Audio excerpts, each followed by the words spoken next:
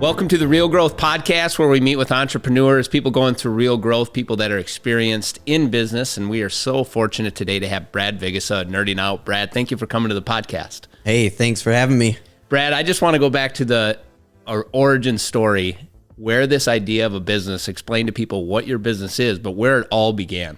Yeah, so about 2012, I was already employed through a big company, media company. And I just had this idea for collectors, since I enjoyed collecting some things and then also buying and selling some things, that Facebook is great, but you always have groups. You hide in groups because you don't want to be teased for whether it's collecting action figures or whatever it may be, right? And then you had eBay. And so I found myself going to several different websites for all the things I needed. And I wanted one website where collectors could go to do everything and meet collectors and sell their stuff and show it off. And so I had somebody build a website for me, and they got most of the way there, and then they just decided they couldn't complete it, so they left me hanging. A couple of years later, started playing some semi-pro football, met a gentleman, and we decided to open up a shop because there really wasn't anything like it in town. So it was kind of like a niche thing, and nobody was really doing it. So decided to take a chance on a small square footage building. And that's actually when I think we kind of met, because you were helping us with that aspect too.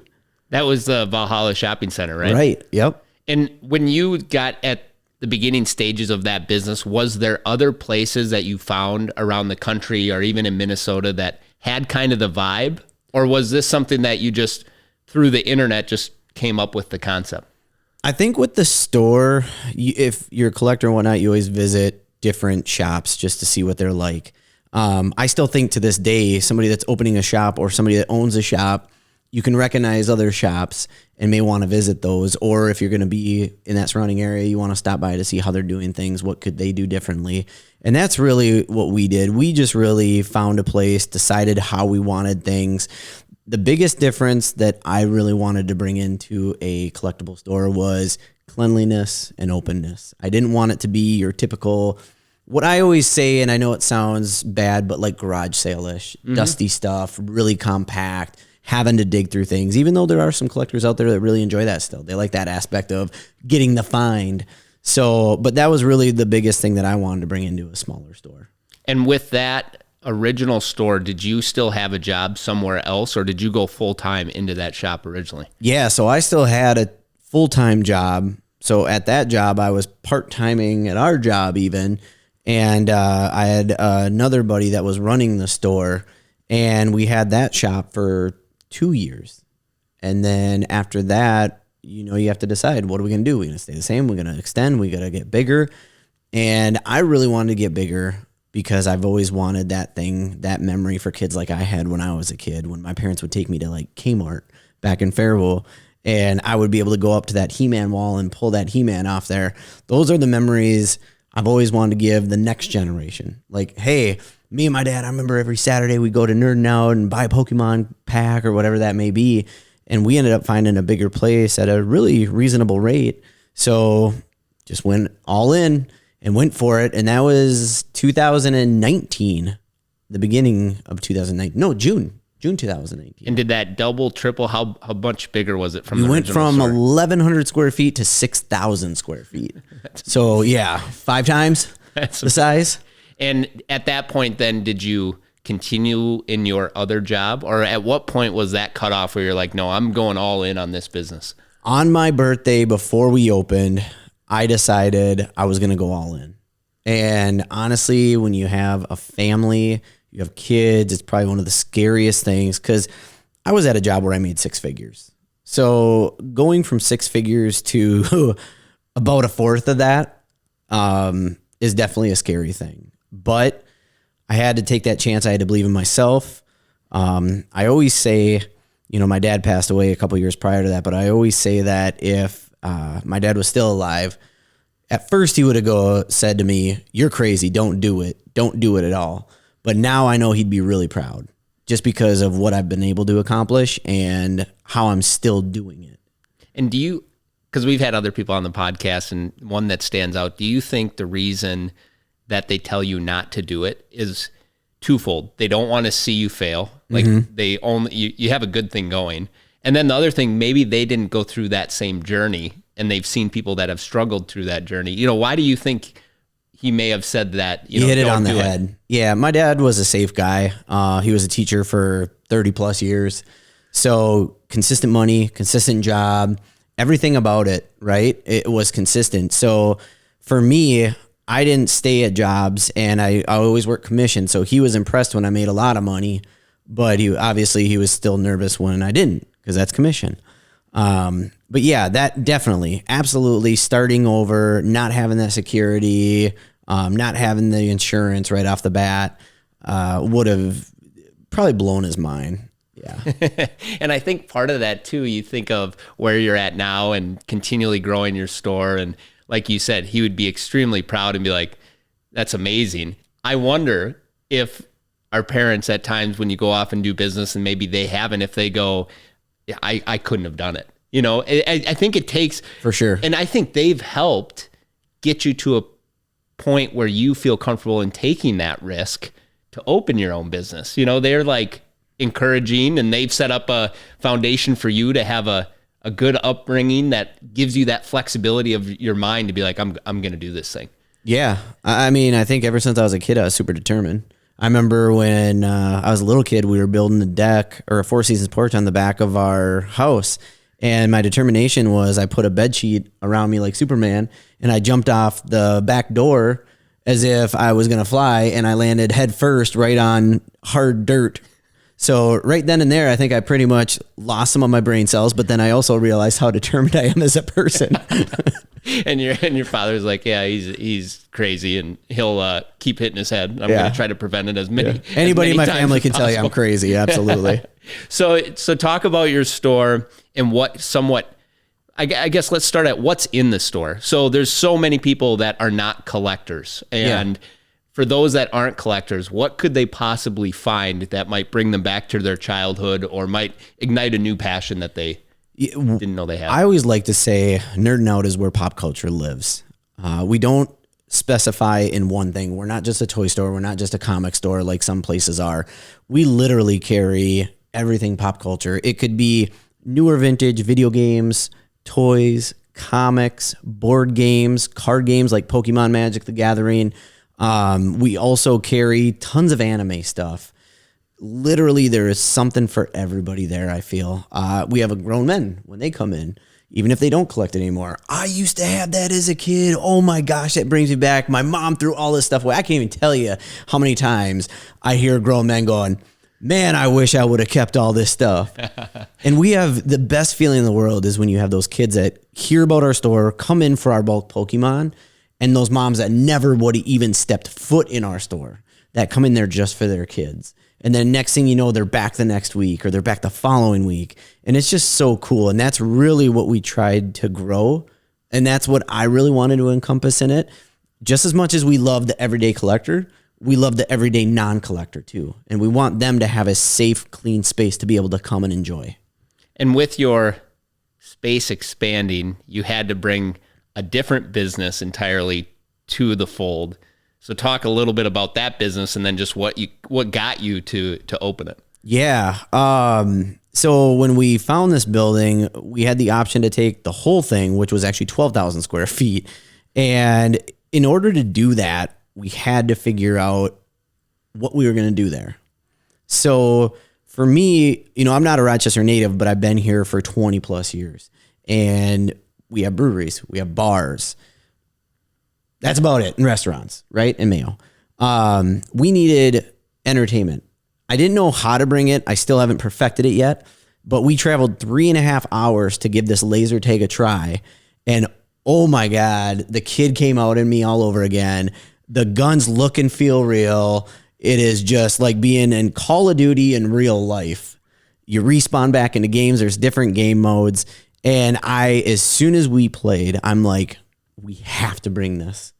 And so we brought it to Rochester. Unfortunately, literally 6 months after we opened, Corona hits. And I'm sorry, I think it was 1.5 years into it, actually. And Corona hit. And we were just getting going with our laser tag. Our store was still good, but we had to completely shut everything down. And honestly, for a lot of businesses, when that happened, I don't care how much inventory you had. It was like starting from scratch all over again. You know, you had to relearn how to do everything. The world changed. It changed. I don't care what anybody says. It totally went online 100% after that, right?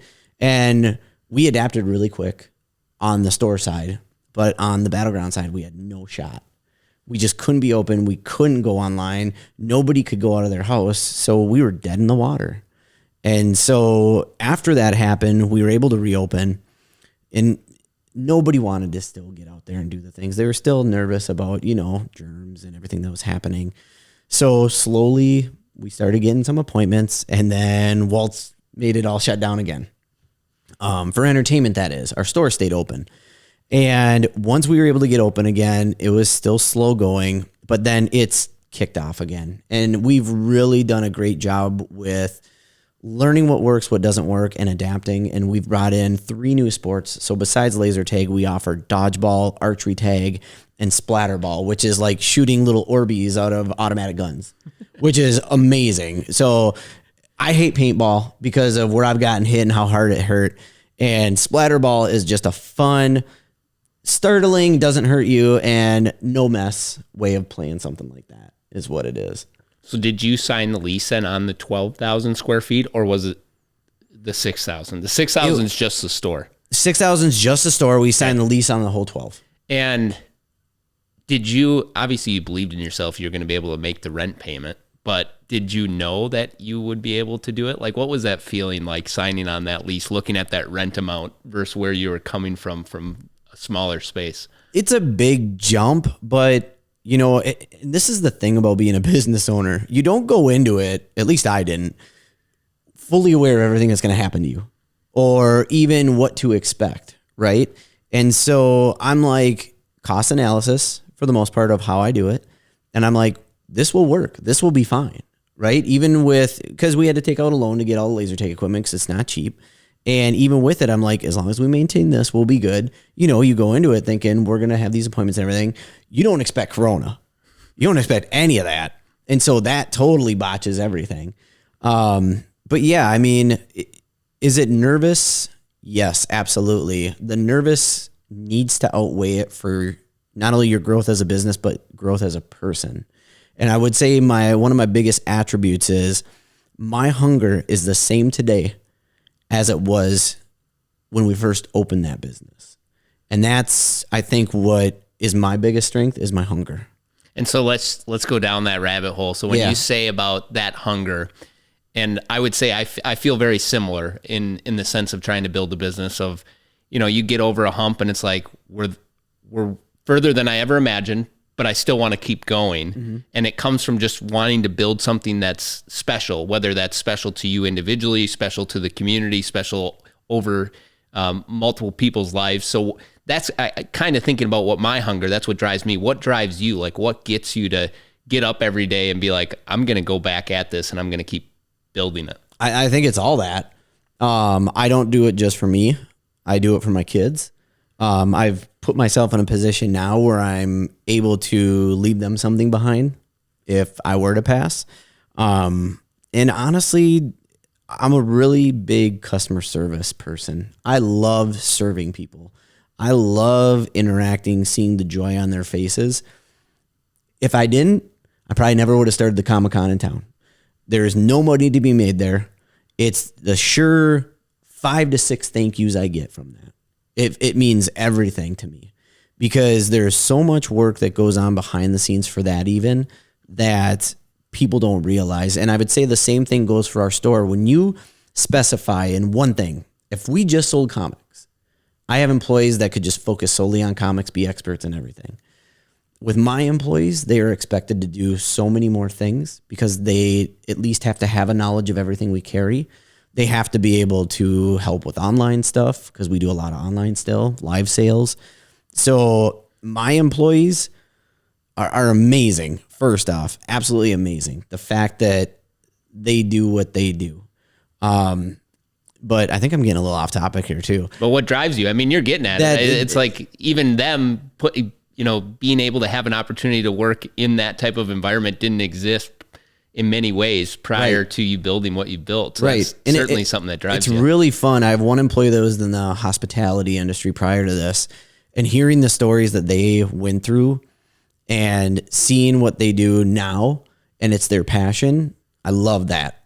I really do. Now, is it without saying that we don't have our ups and downs? Absolutely not. Every place does. Every genre, every business does. But just being able to say that I have these employees, they love what they're doing, and we're still growing, just is awesome.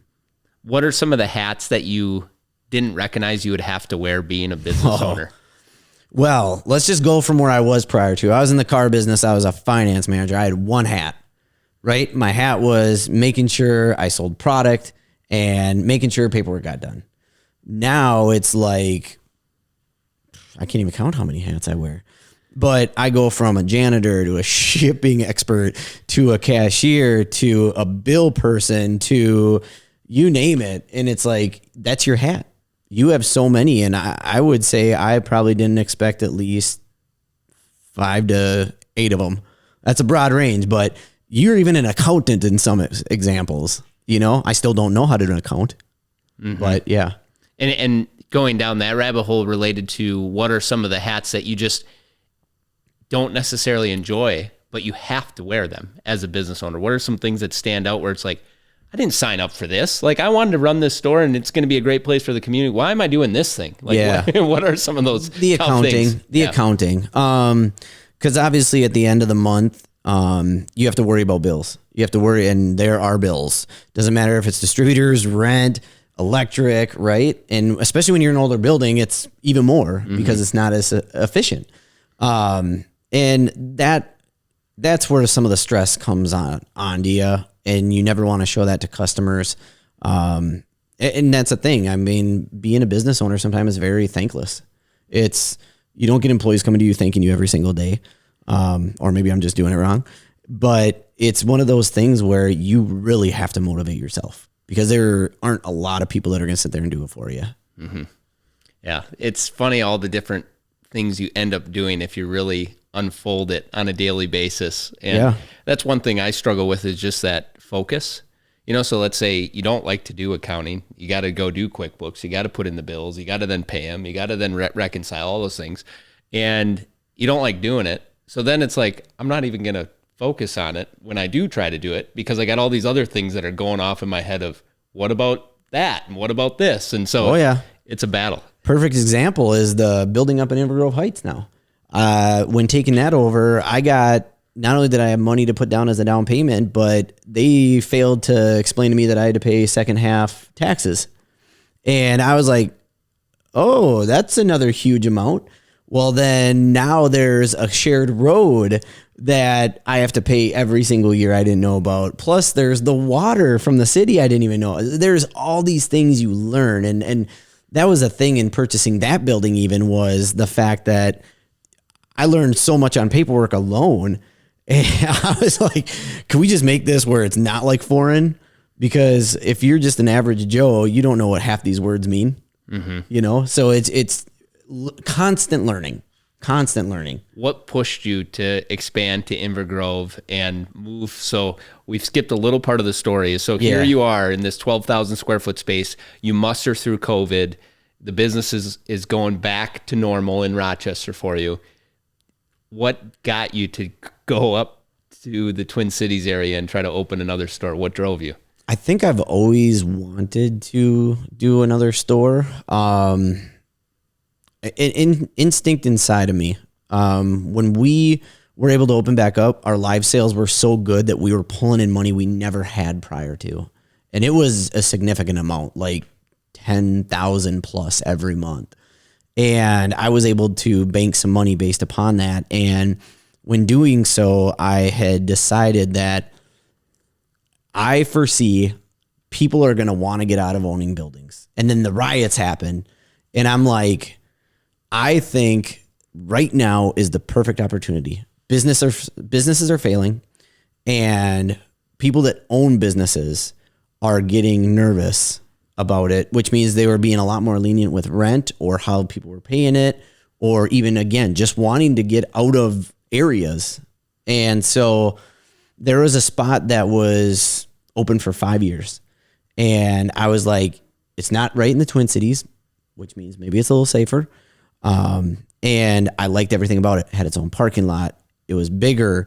It had a brewery right next to it. And it was right off the highway.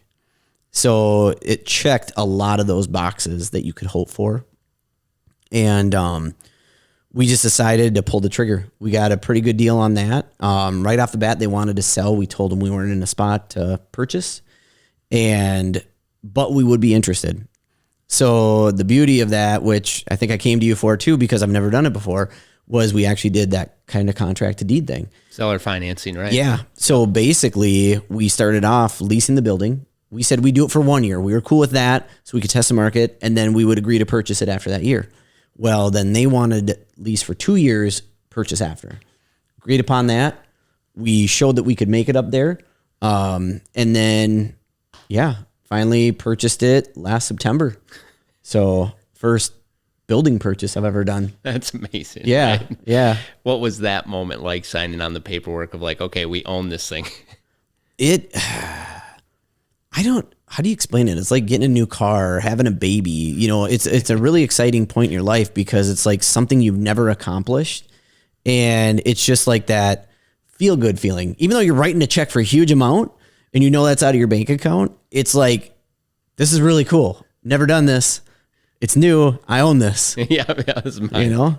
And now as we look to where you're at today, so you've, besides the physical store, besides, you know, the laser tag, you've also incorporated this event side of the business, which I fully don't understand. I just don't live in the world. So explain what a Comic-Con is and like what you're doing related to events and how that helps your business. For sure. I think, again, a Comic-Con honestly is like, I like to call them pop culture expos. Typical Comic-Con is where they have a ton of comics. They have vendors, toy vendors, artists, and then you bring in like movie stars, TV stars. With ours, I want to do it again because I felt like this city had a longing for something like this. You can do Gold Rush and all of that, but this is just a different breed. Honestly, what it really does is, whether it's our parents, whether it's us, we grew up watching Power Rangers, whatever it was, it gives us the opportunity to meet these people that we grew up, whether it was idolizing or watching or enjoying. For kids nowadays, it's a lot of anime. So they watch anime, so you bring in the voice actors to those anime characters, and they get super excited because some of these kids really can relate to these anime kids. And I think a lot of it has to do with school nowadays. You don't feel like you're a part of a group, or you don't feel like you're welcome. And so with anime, I think what that really does is you end up just getting into these characters and what they're about, and you can relate to them. And so for kids nowadays, I think that's a big plus for them. But really, the pop culture event, it allows you to come in. You can come in for a day, come in for an afternoon, come in for a whole weekend. That's what's cool about it. And there's so much to see. You're going to see tons of vendors, whether, like I said, it's artists, toy vendors, trinkets, comics. We bring in movie accurate vehicles. So we, like last year, we had a giant Panther and Battle Cat that people could sit on and take pictures with. We had the Ecto-1, the DeLorean from Back to the Future, the Jurassic Park Jeep. All these things you get to see that you see in movies, and you can sit in them, take a picture. Movie stars, like I had mentioned, we do cosplay contests, so we give winners money and trophies. And that's really cool because they get to dress up as their favorite characters. So it's like Halloween, not on Halloween. And it's really cool when you see even adults do it, because we adult too much. That's one of my biggest key things I love saying, is that's why we're around, because we adult too much. We need a break from adulting sometimes. And that's what our store, that's what the Comic-Cons give. Yep. Yeah. It's so true. Like, you drew way more when you were age 5 to 10 than any other point in your life, unless you have a passion for it. But right? If you go back now, you suck, but you realize it takes everything away. Yeah. I actually started getting into drawing again. Did you really? Yep. That's cool. Yep. This year you're looking at expanding that event. So Yep. Share about where that's going to be and what's kind of led you to just taking that next big leap of faith of trying to build it out. For sure. So we still have the one in Rochester. That's Nerdin Out Con. That's been going on. It'll be its 5th year. So we're going to have a big little anniversary thing this year, which is really cool and kind of momentum. And then for the last 3 years, I've wanted to bring one to the Twin Cities because we had a bad run of these bigger outfits that, whether it's their fault or not, have come for a year. People enjoy it and then they leave. So Corona hit, didn't take the chance, nor could we. The year after Corona, still a lot of things weren't coming back, but I decided to bring Nerdin Out Con back because I really wanted it here and see if it could sustain. We moved it to the Mayo Civic Center also from the Graham. And then this last year, finally, I'm like, okay, it's time. It's time to do it. It's time to give people someone local, something local, do everything like that. And so June 2nd through the 4th at the Minneapolis Convention Center, we are putting on the very first Minnesota Con. Cool. It will be, to me, mind-blowing because instead of 8 stars, I've got 24. And my budget is like, if this is Nerdin Out Con, this is Minnesota Con, right? So it's scary and cool at the same time. Twice as many vendors. I'm predicting and expecting the attendance to be 8,000 people plus. And if it is, that means we can do it again next year for sure. But I'm just really excited. I really am. And I was nervous. And it's the first time I always tell people I had a dream where I failed. Like, I don't know if I've ever had a dream like that, right? We kind of talk about the reoccurring dream, but I had a dream one night that we had this show and it was open and there were no vendors and people were walking through the doors and I epically failed. So now I'm even more determined. Now you're like, this is going to happen. And do you think part of that is, in that business specifically, there's so much upfront capital, and then it's like very fast if it's good or if it's not. Where I feel like your other business, it's that slow build. Like there is upfront capital, no doubt, but it's capital that can be paid back over time, that over time you can satisfy it, make tweaks, where this one's like money on the table, you're making the bet, and you'll know very quick if it's a good bet or not. 100%.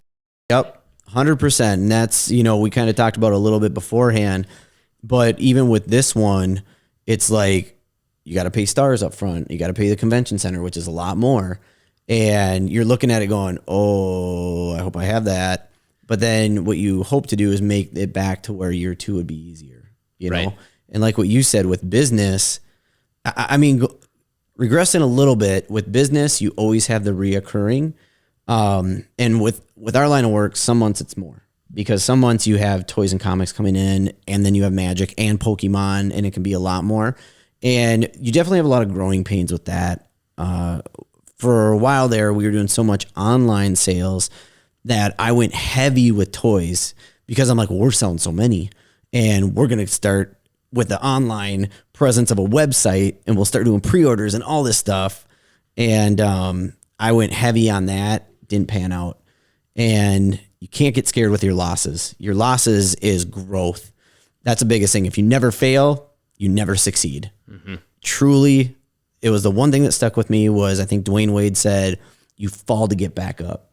And it's very true, because if you don't fall, you never learn to get back up. Mm-hmm. Right. And I think about in business, you may fall, but part of that falling is that financial piece that you're then in a hole. And you then have to have that determination to work back out of that hole. Absolutely. And you've been, amazing, that resilience to just keep pushing and driving, because you're going to continually have that risk. Hopefully there's a reward at the end of it. Right. Yeah. And I appreciate that, because honestly, sometimes it feels like you're just making it. Sometimes it feels like, did I do the right thing? Or, a lot of people look at it and be like, oh, you've done really well, because I have a second store or a van, right? And it's like, I don't even feel like I've even scratched the surface. I feel like I'm still at square one, because I'm not where I want to be. And that doesn't mean I want 10 locations. It means I want to be financially okay without loans and other things. Mm-hmm. And so for me, I strive to get there, but I don't just strive to get there and settle. I strive to get there and then be able to do more because of being there. Mm-hmm. In business, you often have these financial deficits that you take a risk, it doesn't pan out, you're now in a hole. Like, what has allowed you to just keep pushing through and trying to get out of that financial burden you put on yourself? Like, what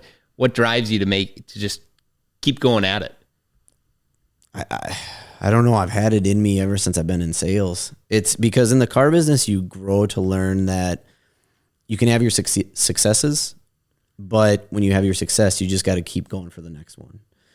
Every month is different, retail period, but in the car business, you could have a 30 car month and then it doesn't matter the following day because it's a brand new month.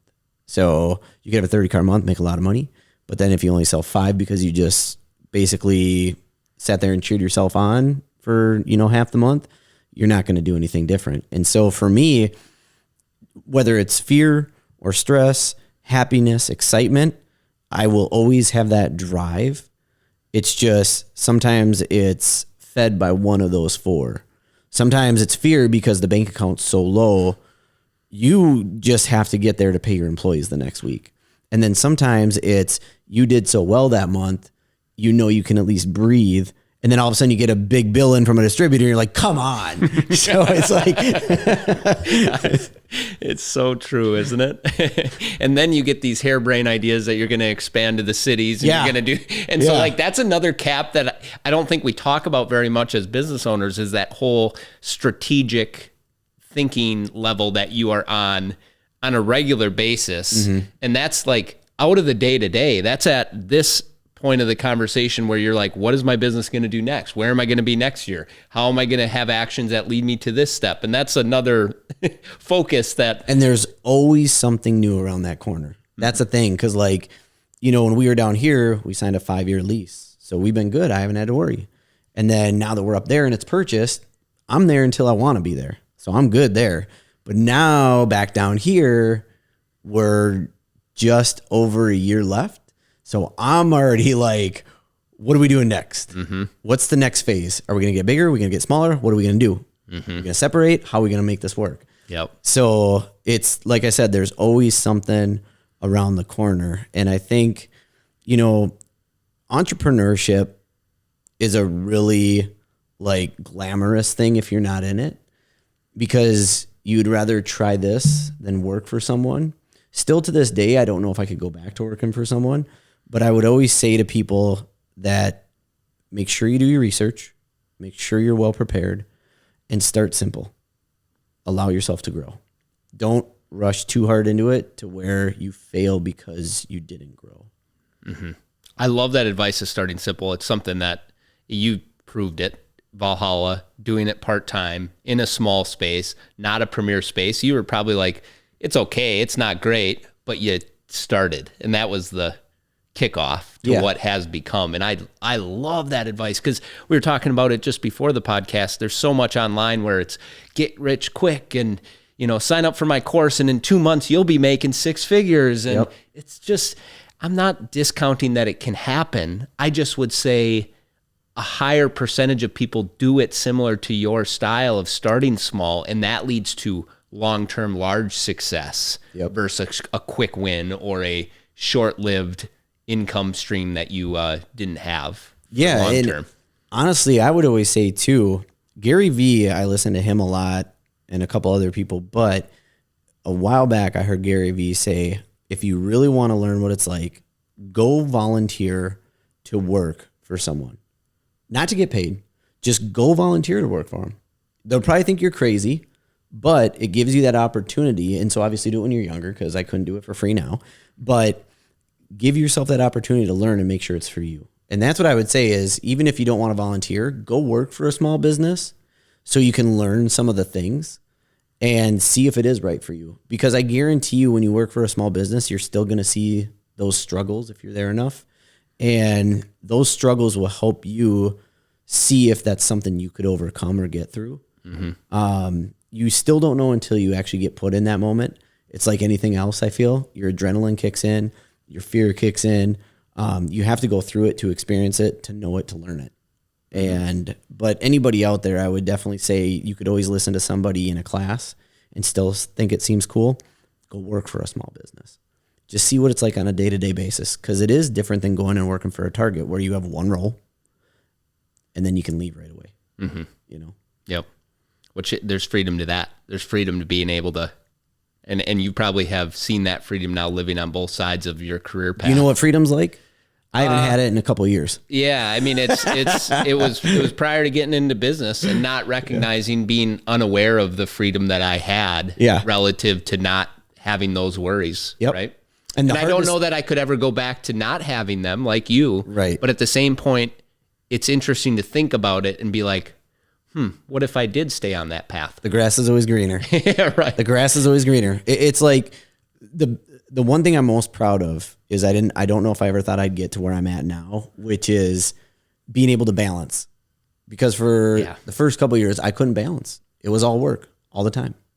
And being able to balance it to where now, if I'm with my family, I'm with my family, but you can still reach me, right? But if it's not important, if it's a distributor trying to get to me, or if it's a customer that just wanted to, whatever it may be, hey, can you order me this? Because that's the thing about a small business. You're the face. People see you.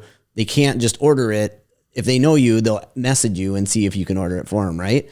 I may take that time off until I get back to work, or at least respond saying, hey, I'll be back in 2 days. I'll check then for you, or you can message the store. And you now are at a level where you feel as though if you don't respond within 24 hours, the whole store isn't going to shut down and you're going to be closed for business. I think that's one of the growing pains you have to have, because you're so concerned that you're going to fail. Yeah. And the thing about it is I think you kind of said it right, but not 100% right. And the only reason I say that is because as a person of customer service, you see how much customer service is failing.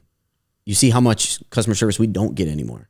You go somewhere and people are just sitting on their phones ringing you up, or no eye contact, the stuff that really matters to humans. And for me, I still pride myself if I have access to my phone. Like, I'm going to see Mario with my son here in about an hour, right? My phone will be off because, one, I like that moment to myself, but my son deserves it too. But I guarantee you, once that movie's done, I'm going to pick up my phone and I will respond to anything. It may not be, I'll get you that right away. It may be, hey, message the store, or can I get back to you tomorrow? That's a courtesy. To me, that is customer service still. And that's why, yes, I agree with you that it can wait, but in the same aspect, there's so much competition out there. You let it wait, you could miss it. So I want to at least be courteous and let them know they're on my mind, and that I am acknowledging that they got to me. Yeah. If that makes sense. Yeah. And now with technology, there's so many ways to acknowledge the message came in a short amount of time. Like, I talk about voice memos to people every once in a while as a quick response. When you, even like with Facebook, the thumbs up, like, just, it's silly now how easy you can just acknowledge that something. Thumbs up. That is like the polite version of a middle finger to me. That's what that is, honestly. I'm sorry if I said to him. If somebody gives me a thumbs up, I'm like, you really care about me just that much, huh? That's awesome. No. I've probably given you several. But it's okay. It's okay. Yeah, I mean, even I hate doing voice text, even though it's like the easiest thing in the world to do. Yeah. And it's the quickest, because I don't have a really good reading voice that you can understand everything I say. There was this one time that we have our own inner messenger for work, right? And there was this one time an employee said something and I messaged back, and it ended up coming out where it said something like, I will take advantage of you. Okay. And I'm like, I don't proofread. I just send. That's my biggest fault. Yeah. And I went back and I looked after the fact and I'm like, oh shit, that's not what I meant. Sorry. So yeah, it can go both ways. Well, Brad, thank you so much for just joining on the podcast. It has been such a joy to learn more about your journey. One thing that I would love out of this podcast is that there is people that are at their home. They have stuff in their basement that could come to your store. Why should they dig around? Why should they find it? Why should they come into your store, bring those things to your store for unlocking value or just helping other people find them? Yeah, I appreciate you saying that and asking that, actually. The reason I would say is because I would say we are very fair with what we pay out. Not only that, but we will walk you through the process. We will walk you through how we got the value, why we think it's worth that. And it's up to you if you want to do that sale or trade with us. But in the end, we're going to make sure you know everything you need to about it. And we're going to give you accurate information.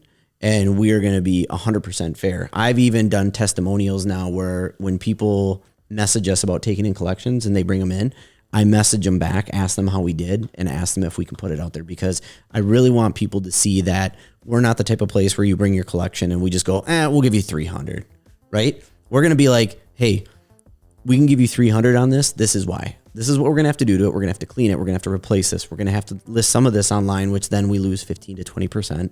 So we're very thorough and we're very upfront with what we do and how we do it. Very cool. And for Minnesota Con, remind everybody when that is and where they can go find out more. June 2nd through the 4th, Minneapolis Convention Center. You can get your tickets today at minnesotacon.com, or you can still get them at the door. But if you get them now, you don't have to worry. Awesome. Thank you, Brad. Yeah, thank you.